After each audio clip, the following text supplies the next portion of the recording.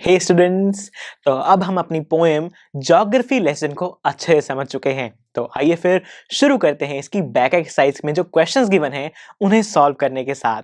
Right students, तो जो पहला क्वेश्चन है वो मुझे कह रहा है find 3 or 4 phrases in stanzas 1 and 2 which are likely to occur in a geography lesson।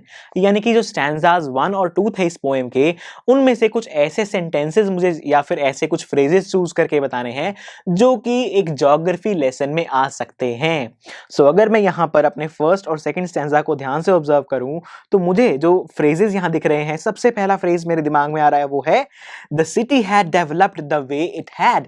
City की जो डेवलपमेंट है वो बिल्कुल उसी तरीके से हुई जिस तरीके से होनी चाहिए थी, यानी कि बिल्कुल प्लान तरीके से। और ये चीजें हमें ज्योग्राफी में पढ़ाई जाती हैं कि सिटीज को किस तरीके से सोच समझकर प्लान किया जाता है, कहां पर ड्रेनेज सिस्टम्स होते हैं, कहां पर गली बनेगी, कहां पर बिल्डिंग्स बनेंगी, ये सभी की सभी बातें ज्योग्राफी में आती हैं। राइट इसके बाद जो सेकंड फ्रेज है it scaled 6 inches to a mile, यानी कि जो हमारी सिटी है, जब हमने उसे ऊपर से देखा, हमारे ऑथर ने ऊपर से देखा, तो जो 1 माइल था वो 6 इंचेस के बराबर दिखाई दे रहा था और इसे कहा जाता है scale.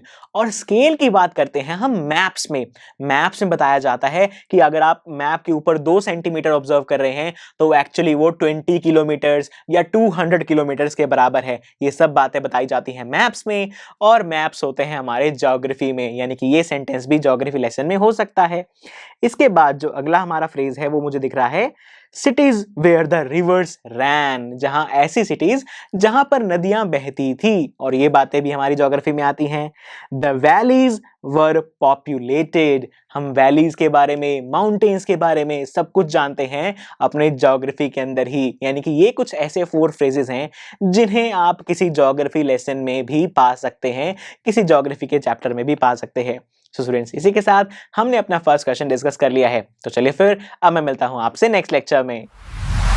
I am sure students, आपको ये लेक्चर बहुत ही पसंद आया होगा।